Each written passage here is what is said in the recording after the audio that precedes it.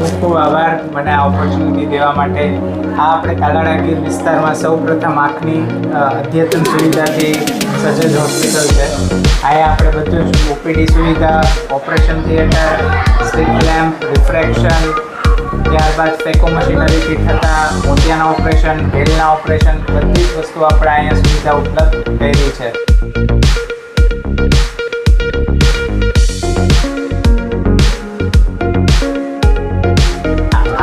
એરિયામાં જે હું અત્યારે છેલ્લા 1 વર્ષથી હું આ એરિયામાં આવું છું, 6 મહિનામાં 2 વાર આપણે તાલાળા વિઝિટ કરતા હતો.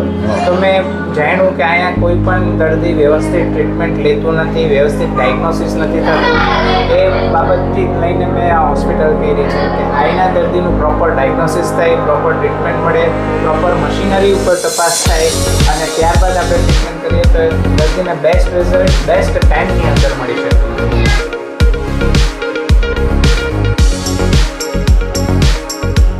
અને સર આમ જોયું તો હોય ભલે નો ડાઉટ તાલાળામાં જે એરિયા છે એને તો ખ્યાલ છે, છતાં આજુબાજુના ગામડા હોય તો એના માટે તમારું પરફેક્ટ એડ્રેસ, કેમ કે મને પોતાને ખ્યાલ નથી કે આ એરિયામાં છે એ કહી દે એને આવવામાં અનુકૂળ થાય.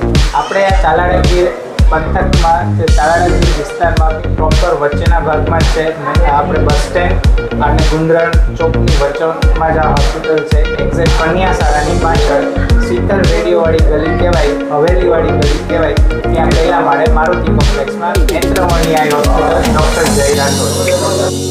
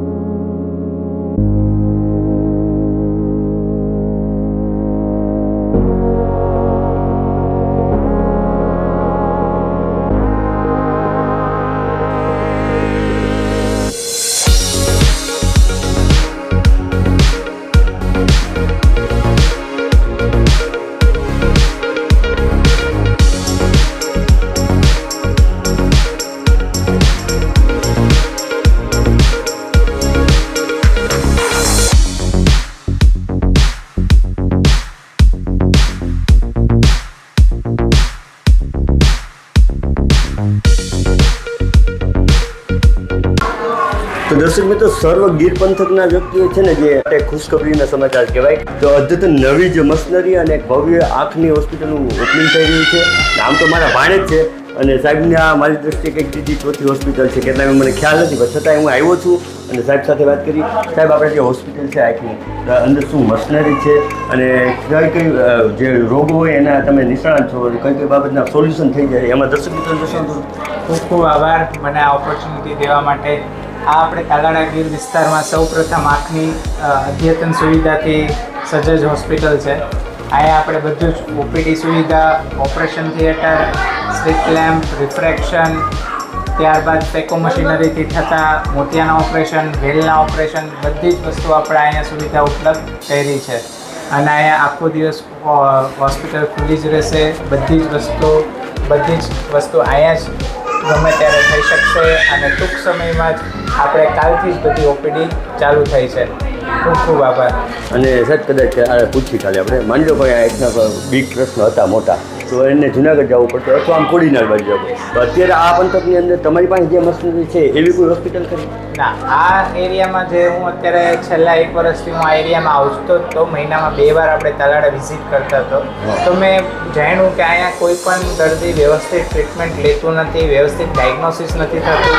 એ બાબતથી લઈને મેં આ હોસ્પિટલ કરી છે કે અહીંના દર્દીનું પ્રોપર ડાયગ્નોસિસ થાય, પ્રોપર ટ્રીટમેન્ટ મળે, પ્રોપર મશીનરી ઉપર તપાસ થાય અને ત્યારબાદ આપણે ટ્રીટમેન્ટ કરીએ તો દર્દીને બેસ્ટ રિઝલ્ટ બેસ્ટ ટાઈમની અંદર મળી શકે. અને બીજી કોઈ સુવિધા અવેલેબલ ઉપલબ્ધ? યસ, હવે અહીંયા આપણે જે મેઇન વસ્તુ જે કરવાના છે એ છે સૌથી પહેલાં જે પણ દર્દી આવે, નાનો દર્દી હોય તો એને આપણે પડદાની તપાસ છે, ચશ્માની તપાસ છે, એના કોઈ વિટામિનની ખામીના કારણે આંખમાં કંઈ તકલીફ થતી હોય તો એ બધાય નાના વર્ગના દર્દીઓ માટે કે જે બાળક હોય 12 વર્ષના 15 વર્ષ માટે એ બધા માટે આ સુવિધા ઉપલબ્ધ છે. જે મોટા લોકો છે એના માટે મોતિયા, ઝામર, વેલ, પડદાના રોગો આ બધાય સારવાર આપણે અહીંયા બધી જ મશીનરી દ્વારા ઉપલબ્ધ છે. અને સર આમ જોયું તો ભલે નો ડાઉટ તાલાળામાં જે રેટ છે એને તો ખ્યાલ છે, છતાં આજુબાજુના ગામડા હોય તો એના માટે થઈને તમારું પરફેક્ટ એડ્રેસ, કેમ કે મને પોતાને ખ્યાલ નથી કયા એરિયામાં છે, એ કહી દો ને એને આવવામાં અનુકૂળતા છે. આપણે આ તાલાળા ગીર પંથકમાં તાલાળા ગીર વિસ્તારમાં પ્રોપર વચ્ચેના ભાગમાં જ છે. આપણે બસ સ્ટેન્ડ અને ગુંદરણ ચોકની વચ્ચોમાં જ આ હોસ્પિટલ છે. એક્ઝેક્ટ કન્યા શાળાની પાછળ શીતળ રેડિયોવાળી ગલી કહેવાય, હવેલીવાળી ગલી કહેવાય, ત્યાં પહેલા માળે મારુતિ કોમ્પ્લેક્સમાં નેત્રમણી આઈ હોસ્પિટલ, ડૉક્ટર જય રાઠોડ.